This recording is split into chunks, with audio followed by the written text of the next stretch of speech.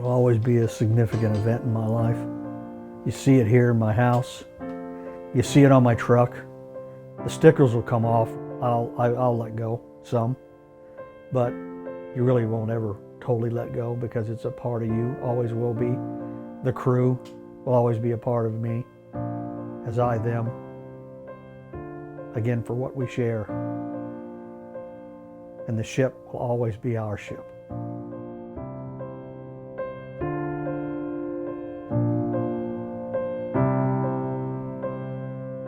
You know, when you get a command like this, like a destroyer, and it was my first time getting a small ship like this, you think about the size of the crew, you know, everybody knows everybody, and then to see her actually pretty ship-shape and shiny, and all the signal flags flying forward to aft, that makes you feel proud.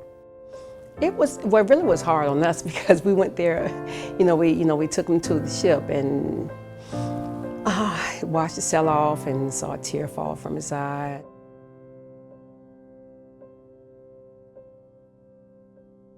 The morning before the attack, we had just successfully transited the Suez Canal.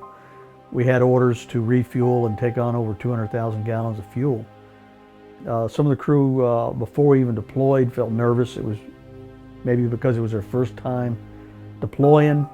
Some experienced sailors also felt some bad vibes, don't know why. But I think it's like that in life when you get this gut feeling sometimes that something ain't right. Yes, October 12th at 11:18. Actually, early that morning, it was just a brief stop for fuel. Then right after that, they passed the word for regular early chow, which is at 11:15. They were serving chicken fajitas. I think everybody will tell you that. And then the blast happened. Damaged in a terrorist attack in Yemen. American sailors were killed, injured, U.S. missing. Navy officials in Bahrain today said suspected suicide bombing. It was a deafening sound, but I recall more just feeling it than hearing it. The pressure of it knocked me back in my chair, and along with that, all the lights went out. The next thing that I can really recall from the blast is just this putrid, kind of acrid smoke. It was very hard to breathe. Everybody was choking from the smoke. I went into work. I walked in and I looked at the television because it was on. It was saying breaking news, attack on the USS Cole. And then my mind just froze and I was thinking, USS Cole. I didn't want to believe that was his ship. We have lost everything, the main machinery room instantly flooded. We lost operations, we lost communications. We had nothing. So I basically had to go from being a command master chief now to using my old corpsman skills. We instantly, we lost 17 sailors. We had well over 50 casualties. You live with it every day that these are young men and women that you knew personally. We had a crew of 275. And to respectfully have to put them in a body bag is the worst thing I could ever think of.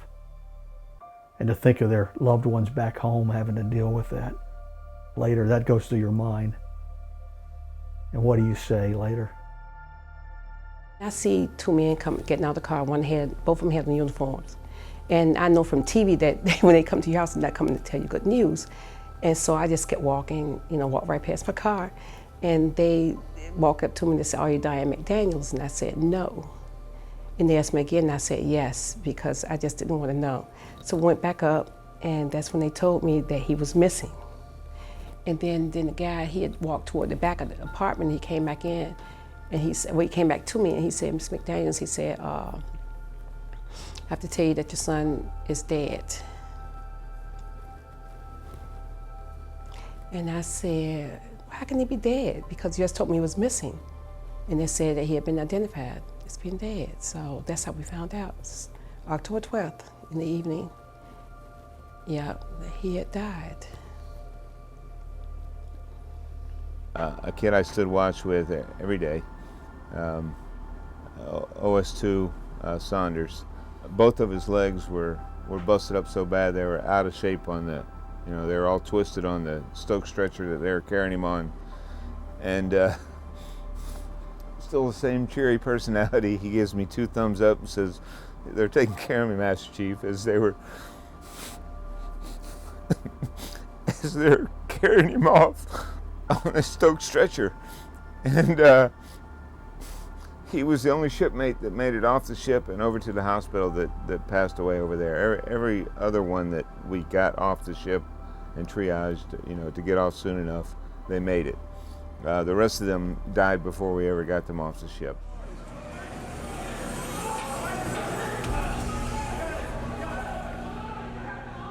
You know, we had no food stores, no food, potable water's gone.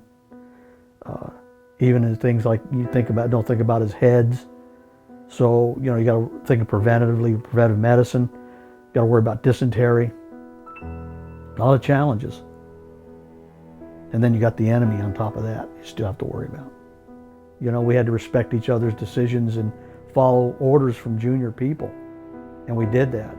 And that's what I really feel saved the ship, because even chiefs were following orders of junior enginemen that knew what they were doing, so we could get the right thing done to save our ship and our shipmates. We almost lost her, and she would have been laying on her port side sunk. Once we got through all that and getting all the bodies off, it took about 12 days. People called us heroes. They called us that when we came back. I think most of the shipmates, we just saw ourselves as doing our job. It was sailors being sailors. I think that's good to keep the story alive, and it's a lesson learned. I'm glad he did what he did as far as serving, because that's what he wanted to do. But one thing I can say is that even though 17 died, because I have to include the other ones too, it wasn't just him. 17 died to save thousands, because now they are now protected. And so I just feel that don't let him and crew members that died to have died in vain, you know, just let it be a lesson learned, because I wouldn't want anyone else to go through what I went through and the other family members went through, because we went through a lot.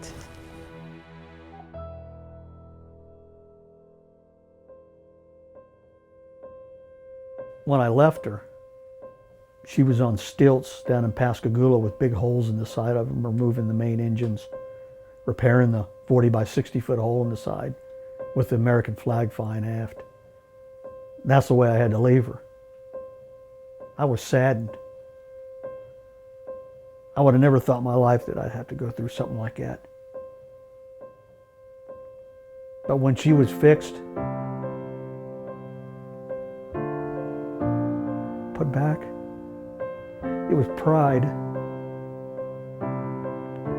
Because we told them son of a bitches that we were not defeated and that we were coming back. And she's out there just like other destroyers, serving and doing their job, doing what they're trained to do, so I can be safe at home here in North Carolina.